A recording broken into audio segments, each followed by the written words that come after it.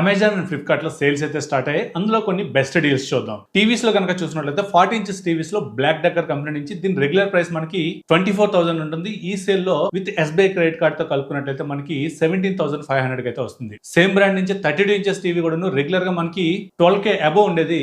ఈ సేల్ లో SBI credit card కనుక యూజ్ చేసినట్లయితే మనకి జస్ట్ 6,999 అయితే వస్తుంది. బట్ ఇది న్యూ బ్రాండ్ తీసుకునే ముందు ఒకసారి చూసుకోండి. లాగిటెక్ MX మాస్టర్ 3S దీని రెగ్యులర్ ప్రైస్ మనకి 9,000 ఉంటుంది.